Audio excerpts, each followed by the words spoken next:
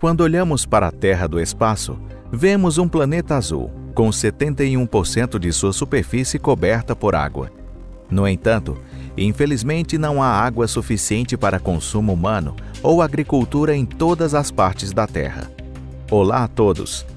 Você acha difícil viver no deserto? O sol escaldante, plantas esparsas, tempestades de areia. Pode-se dizer que o deserto não é um lugar fácil de se viver. Felizmente, a humanidade está tentando mudar essa situação o máximo possível, buscando trazer água para as regiões mais secas do mundo.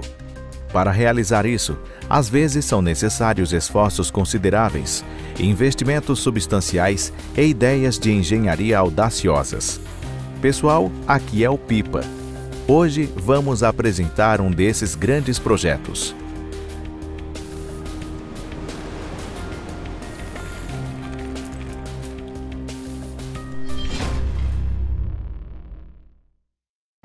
Projeto do Canal Kashi. No norte da província do Baluchistão, no Paquistão, a escassez de água é grave. Isso se deve à baixa densidade populacional na região e ao atraso no desenvolvimento econômico. Por exemplo, o distrito de Dera Bugti é considerado a região mais subdesenvolvida do Paquistão, apesar da descoberta de grandes reservas de gás natural em suas camadas. Nas terras áridas desta região, não é possível obter grandes colheitas e, na maioria dos lugares, não é viável cultivar nada. Sem água, o desenvolvimento é impossível. Em 2002, as autoridades do Paquistão decidiram mudar essa situação e iniciaram um grandioso projeto de construção. O fluxo máximo do canal Kashi é de 6.000 pés cúbicos por segundo, o que significa 600 mil metros cúbicos em uma hora. Em apenas 60 minutos, passa por este canal água suficiente para encher 272 piscinas olímpicas. É claro que o sonho das pessoas locais não é ter piscinas, mas sim poder garantir água sem depender de chuvas raras. Parecia que, em alguns anos, o norte do Baluchistão estaria coberto por campos verdes e seria possível ouvir o murmúrio de riachos limpos. Segundo o plano inicial, isso deveria ter sido realizado já em 2008, há bastante tempo. No entanto, a construção foi interrompida logo em seguida. A causa foi o habitual problema de falta de verbas, e até mesmo houve pedidos para interromper o projeto.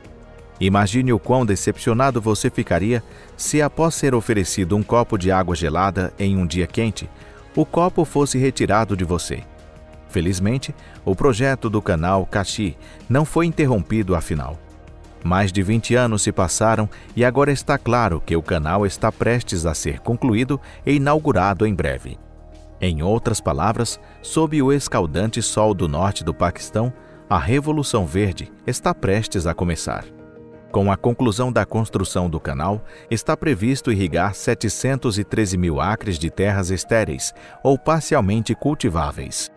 Desde 2017, o canal já está cumprindo seu papel, fornecendo água para as regiões do sul de Punjab e do norte do Baluchistão, enquanto a construção continua em outras seções do canal. Características do canal. Para as pessoas que estão sofrendo, onde elas poderiam obter água, apenas a 150 quilômetros de distância flui o grande rio Indo. Então isso não é absolutamente um problema. O início do canal Kashi é na represa mais importante do rio Indo, a represa Taunza. Até recentemente, essa represa controlava 3 canais operacionais, mas com a construção do canal Kashi na margem direita do rio Indo, este se tornou o 4º canal desta rede hidráulica. O primeiro trecho foi inaugurado em 2017, mas a construção de outros trechos ainda está em andamento. A responsável pela construção é a WAPDA, Autoridade de Desenvolvimento de Água e Energia do Paquistão, especializada na construção de instalações hidráulicas como barragens e canais. O projeto do canal Kashi foi planejado para ser executado em 3 fases. Na primeira fase, será construído um canal principal com 399 quilômetros de extensão. A parte principal deste canal tem 305 quilômetros de extensão e está localizada no Punjab, fornecendo água para os agricultores locais. Isso por si só já é incrível, não é mesmo? Além disso, outro trecho de 94 quilômetros atravessa Baluchistão e continua até o distrito de Dera Bugti. No entanto, apenas o canal principal não é suficiente para transformar o deserto em um jardim florido. Do canal principal, ramificam-se canais de irrigação com uma extensão de até 105 quilômetros. Isso é apenas uma pequena parte de toda a rede de canais auxiliares, que se estende por 1.500 quilômetros no total. Ainda há uma quantidade imensa de trabalho a ser feito para a construção dessa vasta rede de vias navegáveis, e está previsto que este trabalho ocorra nas fases 2 e 3 do projeto. O canal principal será estendido por mais 100 quilômetros e cerca de 1.400 quilômetros de rede de distribuição de água serão instalados ao redor dele.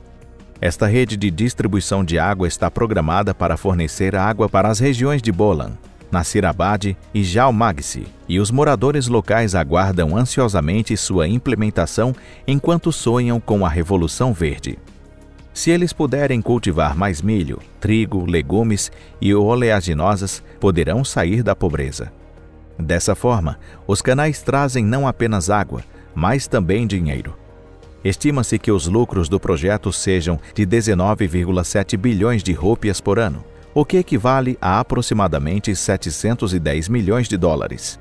Considerando que o custo total do projeto é de 290 milhões de dólares, espera-se que este projeto recupere seu investimento em aproximadamente 4 anos. Não é nada mal, certo? Quando o canal Kashi estiver concluído, ele se tornará a maior via de irrigação do Paquistão, tornando-se verdadeiramente um megaprojeto para o país. Cerca de 2 milhões de pessoas perceberão como suas vidas melhorarão e entenderão a felicidade de ter acesso ilimitado à água. Construção. Permitir que a água flua naturalmente, seguindo a gravidade da Terra, em direção às cidades de Baluchistão e nas proximidades de Sui. Neste projeto, não há necessidade de estações de bombeamento, nem é necessário instalar grandes quantidades de dutos. Mesmo assim, a construção de um canal de irrigação de 50 quilômetros apresenta desafios técnicos significativos, especialmente considerando que esta é uma região desértica, sem infraestrutura como estradas. Trabalhar sob o sol escaldante no banco do motorista de um trator dá uma ideia de quão árduo é para os trabalhadores da construção civil. Na primeira etapa, a terraplanagem é realizada, onde escavadoras removem o solo superficial e escavam o leito do canal que será construído. O solo é então carregado em caminhões basculantes e transportado para fora do local de construção do canal. Em outras palavras, ao construir o canal, é necessário criar estradas temporárias para garantir o trânsito fácil de equipamentos pesados. Algumas dessas estradas temporárias se tornarão permanentes e serão usadas para a gestão do canal, transporte de colheitas e para outros fins. Assim, o canal Kashi não é apenas um meio de fornecimento de água, mas também um importante projeto de desenvolvimento de infraestrutura para a região. O leito do canal é em forma de trapézio e sua inclinação é bastante suave, o que está relacionado às características do solo nesta área. Em terrenos onde há rochas expostas, é possível construir canais com seções transversais retangulares. Porém, devido ao risco de deslizamentos de terra nesta região, é preferível inclinar as paredes laterais. Além disso, para prevenir acidentes, é necessário reforçar adequadamente as áreas inclinadas. Na primeira fase do projeto, dos 399 quilômetros totais do canal principal, 351 quilômetros foram reforçados. O canal Kashi passa por uma região árida, onde a chuva é rara. Em outras palavras, significa que toda a água que flui por esta terra é absorvida pelo solo. Para evitar que a água valiosa seja absorvida pelo solo, o fundo e as encostas são primeiro nivelados e compactados adequadamente, depois revestidos com material impermeabilizante e finalmente solidificados com concreto. Dessa forma, é claro que parte da água evaporará, mas todo o restante será levado ao seu destino e distribuído para campos agrícolas e outros usos. Em outras palavras, é uma situação onde nenhuma única gota de água pode ser desperdiçada. No entanto, para que o canal funcione adequadamente, não basta apenas ter o leito para a água. Por exemplo, pontes para carros e trens são construídas sobre o canal para permitir a travessia de veículos e pessoas. Além disso, para realizar a captação de água e distribuir água para as áreas circundantes, são instalados canais secundários e tubulações ao longo do canal principal. A maior parte da rede de distribuição consiste em canais de pequena escala, mas em algumas áreas, para lidar com terrenos acidentados, a água é retirada do canal principal através de tubos com um diâmetro de 56 polegadas, aproximadamente 142 centímetros. Para regular o fluxo de água, foram instaladas comportas reguladoras ao longo de todo o canal, equipadas com comportas de controle, garantindo o fornecimento constante de água para os consumidores.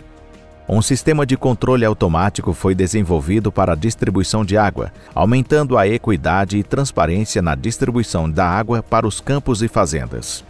Além disso, este projeto inclui infraestruturas como instalações de descarga, estruturas de distribuição de água e sistemas de drenagem. Essas estruturas são todas construídas com concreto e aço, o que requer tempo e também exige que os trabalhadores realizem um trabalho de alta qualidade. No canal principal do Canal Kashi, mais de 900 estruturas diversas foram construídas, e com a continuação das obras nas fases 2 e 3, espera-se que esse número aumente ainda mais. Tudo parecia estar indo bem, mas em 2022 o projeto novamente enfrentou uma crise. Devido a uma grande inundação, parte do canal foi danificada, exigindo a reconstrução de algumas seções, o que resultou em um custo adicional de 30 milhões de dólares. No entanto, o mais preocupante foi que, devido a esses danos, o início da fase expandida da primeira etapa do projeto foi novamente adiado. Mais uma vez, as pessoas que já estavam sofrendo perderam um pouco de água que tinham.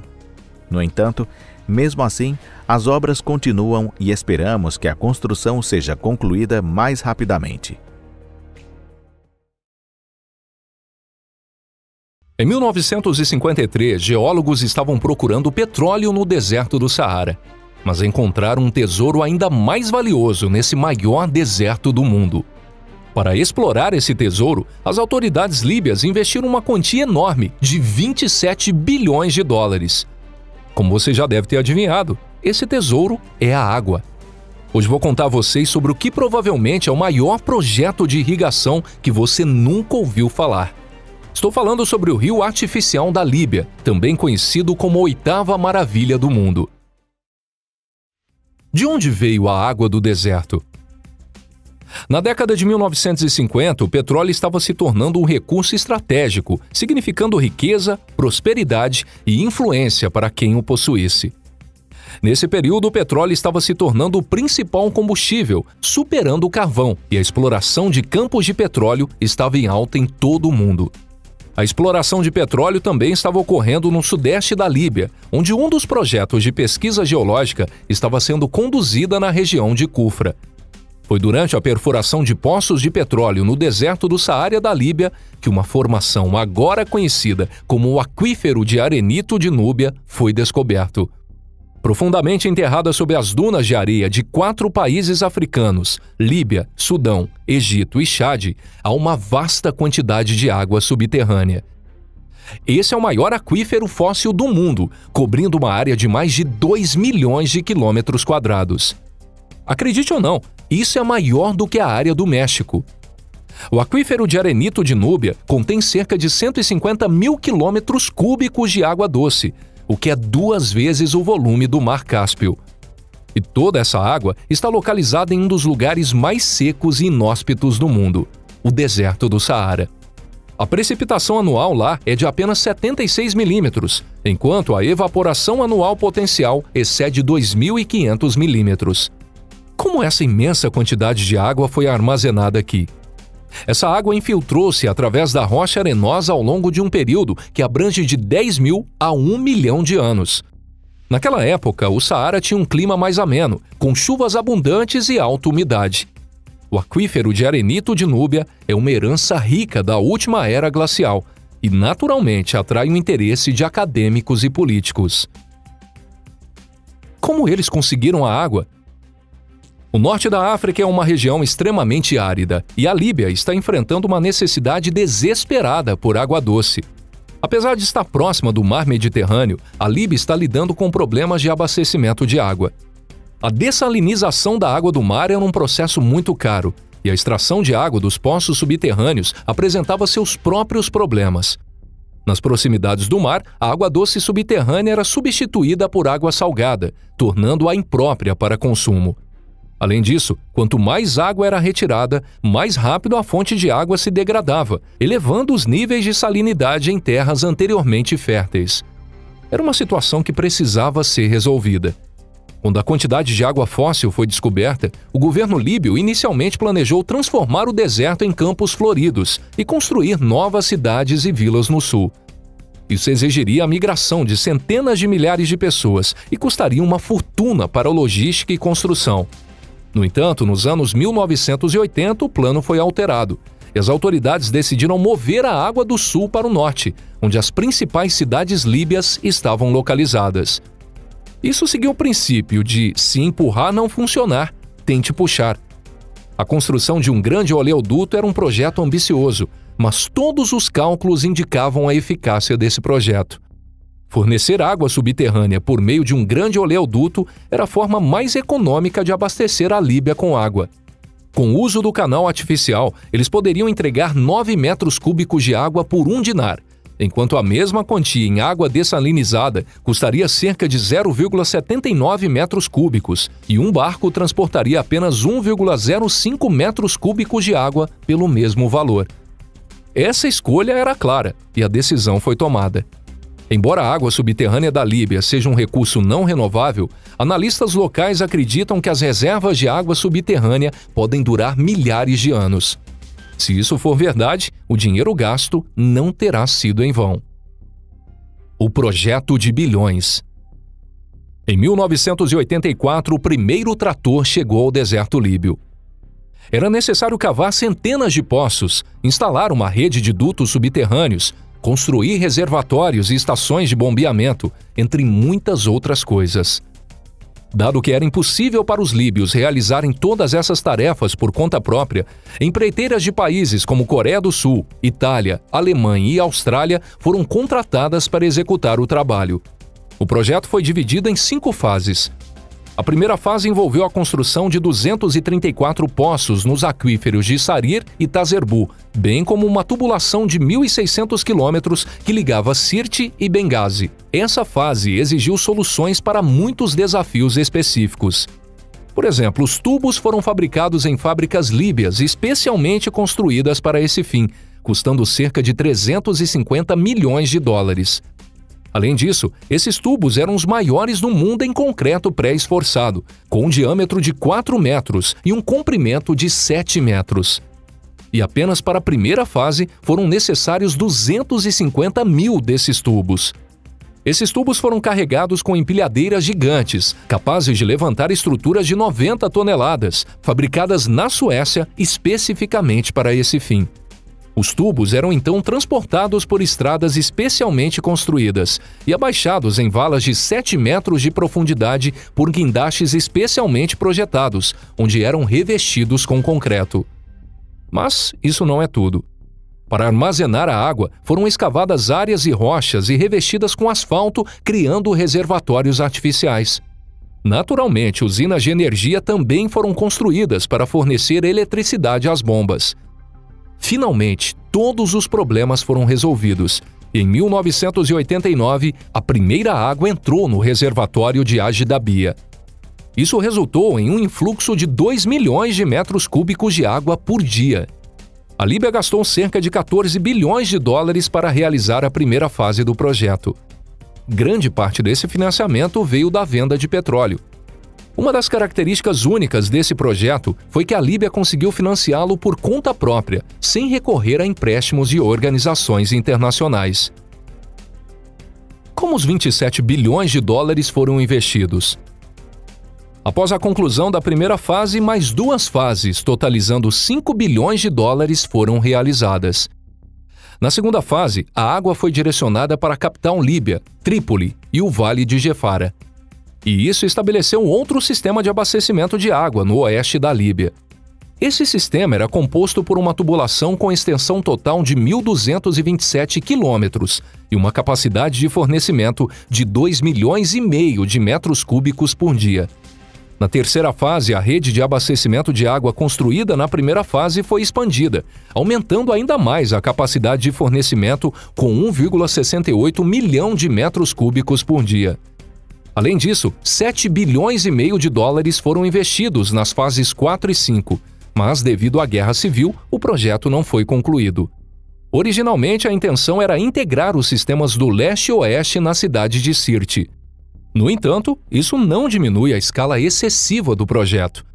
A tubulação instalada tinha um comprimento total de mais de 5.700 quilômetros, o que é mais longo do que a distância entre Londres e Nova York. Foram perfurados um total de 1.116 poços, com uma capacidade de fornecimento de água de 6,5 milhões metros cúbicos por dia. Além disso, cerca de 250 milhões de metros cúbicos de terra foram escavados, o que equivale a 2,5 vezes a quantidade de terra movidas durante a construção da barragem das Três Gargantas. O ditador líbio Muammar Gaddafi chamou esse grande rio artificial de a 8ª maravilha do mundo. Embora seja um nome audacioso, esse projeto é sem dúvida algo a ser admirado. Esse empreendimento foi registrado no Guinness World Records e até mesmo retratado nas notas de 20 dinares líbios. Embora a atenção da mídia ocidental tenha sido escassa devido à imagem de Gaddafi, esse é, sem dúvida, um projeto digno de elogios. Com fornecimento de água em funcionamento, uma vasta área de 1.300 km² pôde ser irrigada, promovendo a produção de produtos agrícolas no país. A transformação do deserto em terras verdes exigiu soluções que iam além da água. Por exemplo, no final dos anos 1980, o governo líbio comprou 50 mil árvores de plástico por $1 bilhão. Essas árvores não eram apenas decoração, eram dispositivos criados pelo inventor espanhol Antônio Ibáñez de Alba para alterar o clima.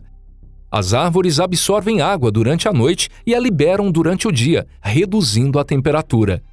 Essas palmeiras foram instaladas na província de Saba e 1 ano depois, o clima havia mudado o suficiente para permitir o plantio de árvores frutíferas reais no local.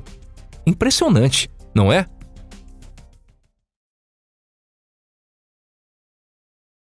Já tem um tempo que a China vem impressionando o mundo com suas criatividades e iniciativas ousadas.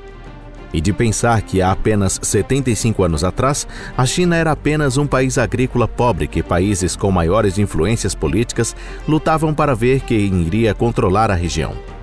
E um dos feitos que representa essa ousadia chinesa é a estrada do deserto Tarim, que atravessa o maior deserto da Terra, que é o deserto do Taklamakan. Neste vídeo, vamos falar sobre essa empreitada no ramo de construção rodoviária.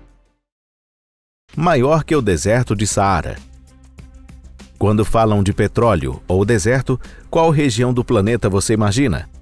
Com certeza, a maioria das pessoas vão falar que é a região do Oriente Médio. Oriente Médio é a terra caracterizada pelos nômades, príncipes, países do conto As Mil e Uma Noites e a extração de petróleo que permitiu alcançar um alto padrão de vida. É muito comum se ouvir falar dos desertos e petróleos da Península Arábica e África do Norte.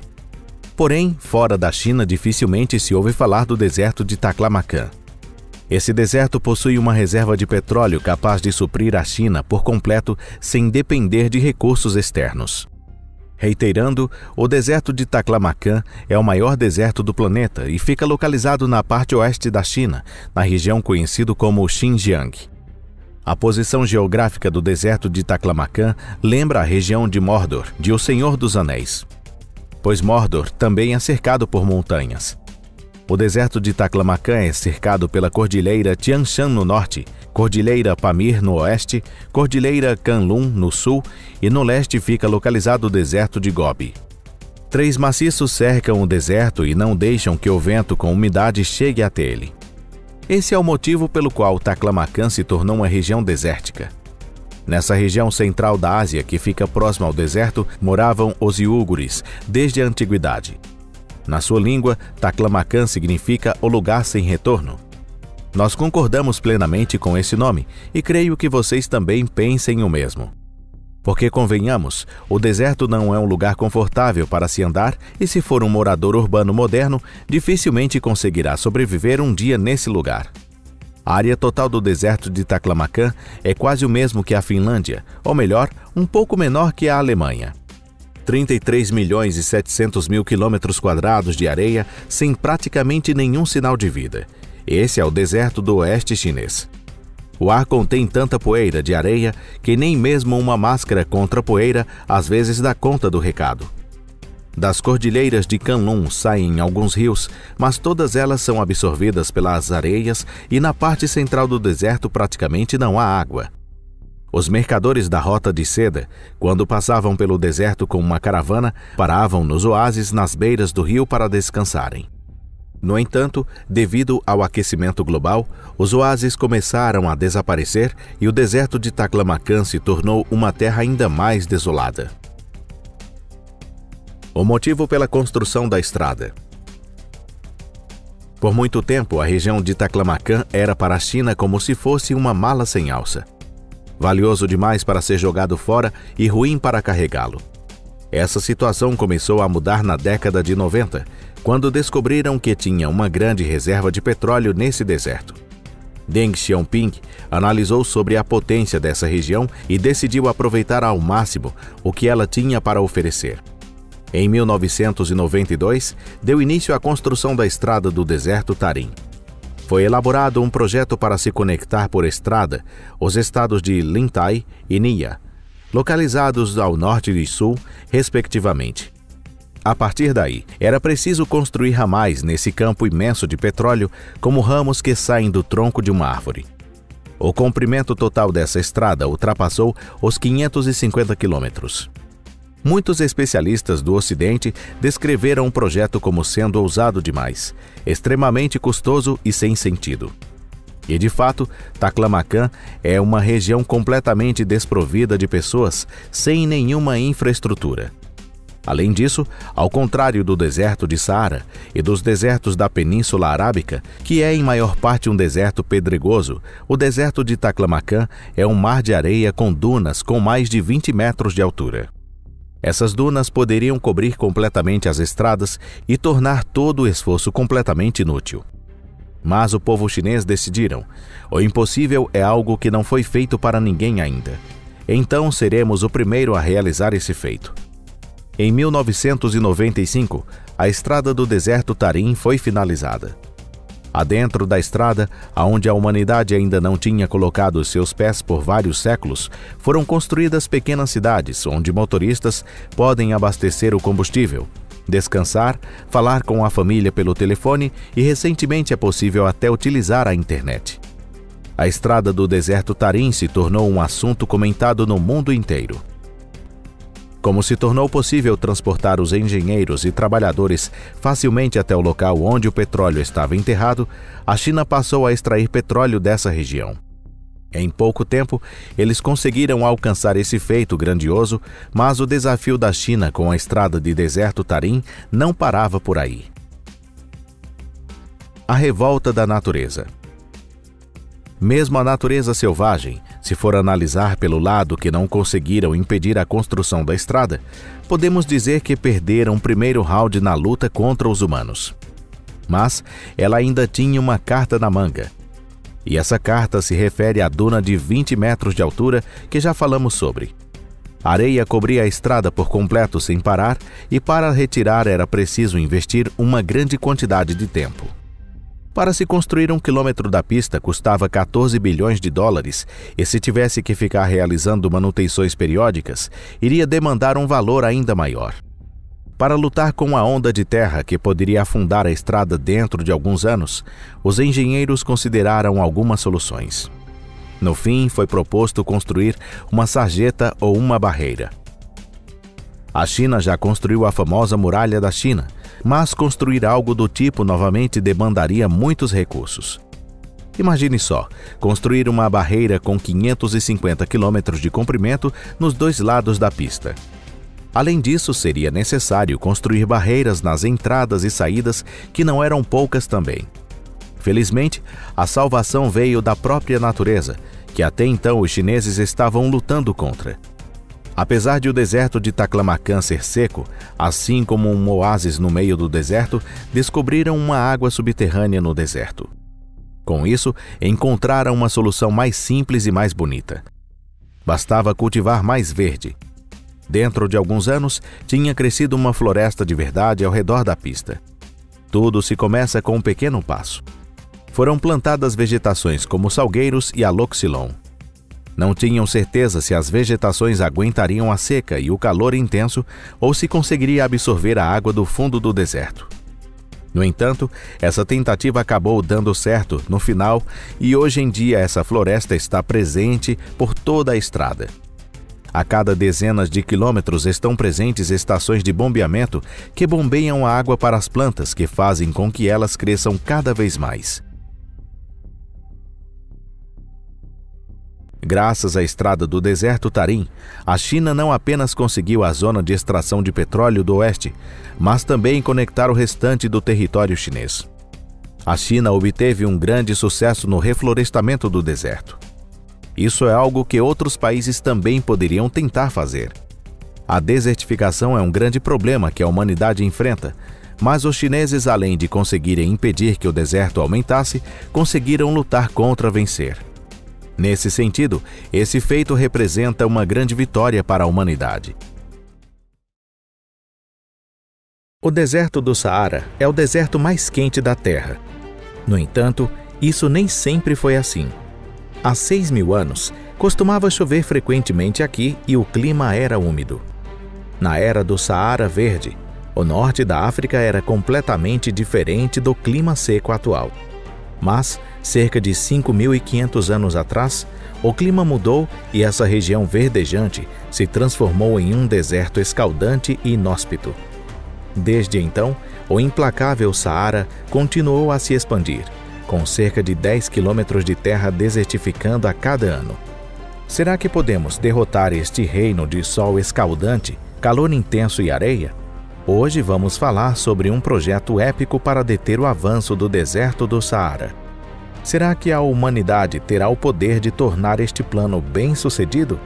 Embora ainda não tenhamos uma resposta para essa pergunta, as pessoas já estão construindo a Grande Muralha Verde. A Grande Muralha Verde.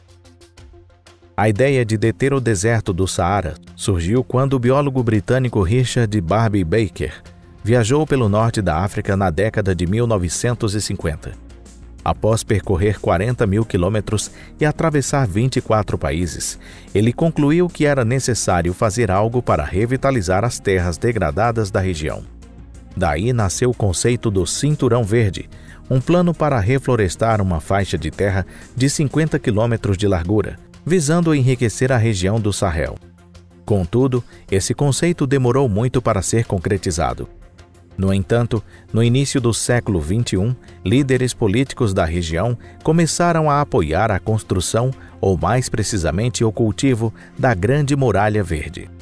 Eles planejaram plantar árvores em uma faixa de terra de 15 quilômetros de largura e 7.775 quilômetros de comprimento, uma muralha que atravessaria toda a África, de Djibouti a Senegal. Assim, o projeto foi lançado em 2007. A Barragem Verde da Argélia. Plantar árvores em 100 milhões de hectares de terra pode parecer uma tarefa difícil. No entanto, a Grande Muralha Verde é um precedente de sucesso bastante significativo. Nos anos 1960, a Barragem Verde da Argélia se tornou um conto de fadas improvável. Na época, a Argélia enfrentava problemas semelhantes. O deserto do Saara estava se espalhando pelo norte da África, reduzindo drasticamente as terras agrícolas. Ao longo de várias décadas, a Argélia construiu a Barragem Verde, uma faixa verde de 20 quilômetros de largura que se estende por 1.500 quilômetros de oeste a leste. Foram plantados pinheiros de Alepo, resistentes à seca em 3 milhões de hectares de terra, e o solo foi coberto com grama esparto. Posteriormente, ciprestes e outras árvores também foram plantados. Este projeto mostrou resultados significativos em um período relativamente curto, permitindo que a Argélia se tornasse mais autossuficiente em alimentos do que seus vizinhos. No entanto, o projeto teve seus altos e baixos, e o problema mais significativo foi o enfraquecimento gradual das plantas. Apesar disso, os resultados da Muralha Verde da Argélia foram indiscutíveis, levando o governo a alocar 552 milhões de dólares para a regeneração das áreas reflorestadas até hoje. As árvores da Grande Muralha Verde. Os projetos na Argélia são meticulosamente estudados também em regiões ao sul do deserto do Saara, e as plantas a serem plantadas serão cuidadosamente selecionadas. Mas o que plantar em terras áridas onde nada cresce? A escolha das árvores é extremamente importante. Isso porque afeta diretamente a sobrevivência da Grande Muralha Verde. Por exemplo, no Senegal optou-se por plantar a espécie conhecida como Balanites aegyptiaca, também chamada de tamareira do deserto. Esta árvore é ideal para climas secos e pode sobreviver por mais de 100 anos nesses ambientes. Ela pode ficar sem água por até 2 anos e ainda produz frutos durante períodos de seca. Além disso, mesmo que inundações sejam improváveis nesta região da África, essa árvore é resistente a enchentes e ao fogo, sendo ideal para áreas quentes onde o sol é intenso, como se estivesse sendo colocada em uma grelha. Suas folhas e flores são comestíveis, e embora seus frutos sejam amargos, eles servem como alimento em uma região onde a comida é escassa tanto para humanos quanto para animais. Outra árvore usada na Grande Muralha Verde é a tâmara indiana. Esta árvore é uma planta espinhosa que cresce rapidamente, prosperando com chuvas anuais superiores a 125 milímetros. Seus frutos são ricos em vitamina C, mais do que frutas cítricas ou maçãs, sendo considerados um bom alimento pelas comunidades locais. Outra espécie de árvore utilizada na Grande Muralha Verde é a acácia senegal. Esta árvore cresce em terrenos secos e desérticos com muitas pedras e pode sobreviver mesmo com pouca chuva. Naturalmente resistente e benéfica, a acácia senegal secreta uma valiosa matéria-prima chamada goma arábica. Se você já bebeu Coca-Cola Diet, também consumiu goma arábica. Além disso, a goma arábica é também adicionada a doces e produtos lácteos. Portanto, essa árvore foi escolhida não apenas para impedir a expansão do deserto do Saara, mas também como fonte de renda para as comunidades locais. Viveiros. Quando se planta plantas em terras nobres, você não pode simplesmente enterrar sementes no solo. Mesmo que você faça isso, é quase certo que nenhuma semente brotará. Por isso foram estabelecidos viveiros nos países do norte da África, onde mudas são cultivadas para a Grande Muralha Verde. Por exemplo, apenas no Senegal, que é considerado o líder deste projeto, existem 9 viveiros onde foram plantadas mais de 12 milhões de árvores ao longo de 10 anos. Homens que plantam as árvores têm permissão para colher e vender a primeira safra, tornando a Grande Muralha Verde não apenas uma barreira contra o deserto do Saara, mas também um meio de superar a pobreza. Há também plantações dirigidas por mulheres, onde aproximadamente 1.500 pessoas trabalham. Essas plantações são estabelecidas em terras recuperadas, ajudando a manter a biodiversidade do ecossistema. As mulheres podem colher frutas para uso próprio ou para venda, o que se torna uma boa fonte de renda. Em geral, este projeto desempenha um papel crucial no desenvolvimento econômico do continente mais pobre da Terra. Com mudanças positivas como a criação de novas terras agrícolas pela Grande Muralha Verde, está prevista a criação de empregos para 10 milhões de pessoas até 2030. Não são apenas árvores. Ao olhar o mapa do oeste da África e observar a fronteira entre Mauritânia e Senegal, você notará que a paisagem muda significativamente nessa região. Na verdade, a fronteira é formada pelo rio Senegal e, nas suas proximidades, há água suficiente para a agricultura. Ao norte da fronteira, é tudo deserto e a chuva é extremamente rara. É compreensível que o antigo percurso do Rally Paris-Dakar passasse por aqui. Isso porque durante a corrida, os motoristas ficavam frequentemente presos em areias instáveis ou perdiam o caminho entre as dunas, o que não era incomum. No entanto, o que é bom para um show de corridas como esse é ruim para as plantas. A primeira parte da Muralha Verde segue ao longo do rio Senegal. Aqui, aproveitando a proximidade da água, estão particularmente empenhados na revitalização de terras que há muito tempo não sustentavam nenhum tipo de vegetação. O solo, tão duro quanto pedra, precisa ser quebrado para criar condições adequadas para o plantio de plantas. 2 anos depois, começam a crescer gramas e arbustos na área desértica que anteriormente parecia completamente inóspita. O solo é coberto por um mosaico verde, resultado dos esforços humanos, principalmente trabalho manual. E como fruto desse trabalho, as colheitas são bem-sucedidas. Pode parecer incrível, mas planícies áridas já se transformaram em campos de tomate. Em algumas áreas, em vez de cultivar a terra em faixas, estão criando canteiros em forma de meia-lua com um diâmetro de 4 metros. Para preparar esses canteiros em forma de meia-lua, um trabalhador precisa trabalhar o dia inteiro. No entanto, há uma razão inevitável para trabalhar assim. É porque, se não revitalizarmos esta terra, seremos forçados a migrar. Mas para revitalizar esta terra, é preciso trabalhar. Em uma única parcela, aproximadamente 7.500 desses canteiros, em forma de meia-lua, podem ser criados, o que significa que 150 moradores da vila estarão envolvidos em trabalho árduo por 60 dias. Ao cultivar esta terra, ela é moldada para que, quando chover, a água não apenas se infiltre uniformemente no solo e evapore, mas flua para as depressões onde milho e sorgo estão plantados. Entre as plantações foram cavadas trincheiras, contendo biomassa que promovem a recuperação natural do solo, e árvores também foram plantadas. Assim, a Muralha Verde é composta por fileiras de árvores, mas entre essas árvores são cultivadas plantas benéficas para os seres humanos. Este é um layout bem pensado, e graças a este design é possível aproveitar de maneira inteligente a água dos rios e águas subterrâneas, maximizando os benefícios da água da chuva. Pessoas que criticam este projeto afirmam que áreas verdes como essa não alteram o clima nem aumentam a quantidade de chuva. No entanto, eles também admitem algo: que a terra se tornou mais verde e frutífera, as plantas estão conservando valiosos recursos hídricos, reduzindo o desperdício de água. Atualmente, já foram recuperados 16 milhões de hectares de terra, e até 2030 há planos de verdejar mais 84 milhões de hectares, com um investimento de 8 bilhões de dólares. Esperamos que os 22 países africanos envolvidos possam realizar este plano. O que vocês acham? Por favor, compartilhem suas opiniões na seção de comentários.